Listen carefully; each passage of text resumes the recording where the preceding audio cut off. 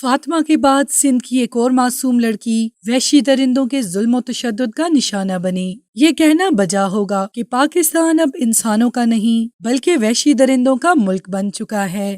حال ہی میں سندھ کے علاقے وارا میں نازیہ چنا نامی ایک معصوم لڑکی کو وحشی درندوں نے اجتماعی جنسی زیادتی کا نشانہ بنایا اور اس کے کچھ عرصے بعد ہی نازیہ اس دار فانی سے کوچ کر گئیں، لیکن افسوس کوئی بھی انصاف نہ مل سکا۔ انصاف کبھی مجھے نانی سے زیادتی تھی آئے۔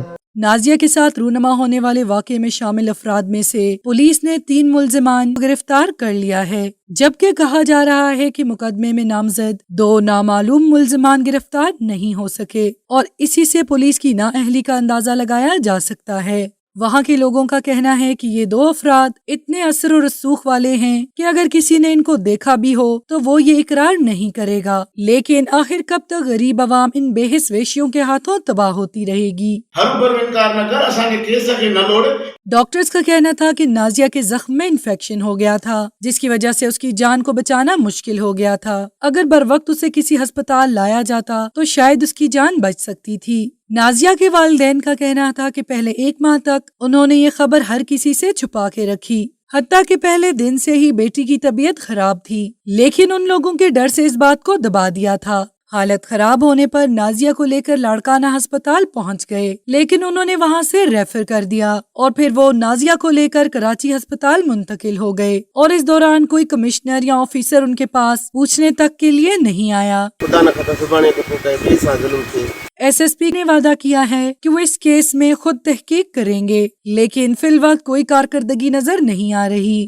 ناظرین، اس قدر نااہل محکمے ہیں کہ ابھی تک باقی 2 ملزمان کے ڈی این اے رپورٹس نہیں مل سکی۔ انویسٹیگیشن سجی ڈیپینڈنٹ ہے ڈی این اے رپورٹ سے۔ ذرائع کے مطابق نازیہ چنا کے ساتھ ہونے والے حادثے کی پروسیکیوٹر راہیلا گوپانگ ابھی تک ان کے گھر والوں سے رشوت مانگ رہی تھی اور انہوں نے ابھی تک کوئی بھی رپورٹ تیار نہیں کی۔ ذرائع کے مطابق جو چیز نظر آ رہی ہے وہ یہی ہے کہ یہ خاتون ان کے کیس کو خراب کرنے کی حتی الامکان کوشش کر رہی ہیں۔ وہ ایسا کیوں کر رہی ہیں یہ ابھی تک معلوم نہیں ہو سکا۔ ممکنہ ذرائع کے مطابق یا تو وہ اس گینگ کے ساتھ ملوث ہیں یا ان سے کوئی رشوت لے چکی ہیں۔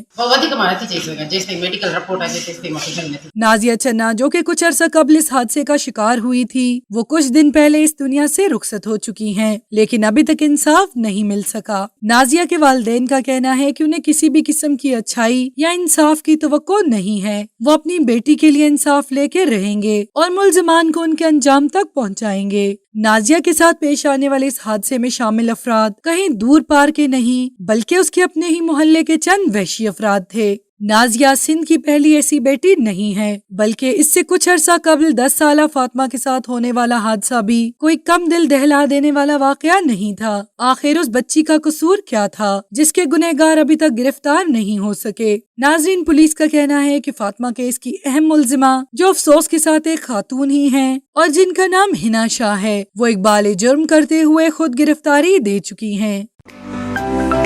To watch more videos, please subscribe to our channel and click the bell icon.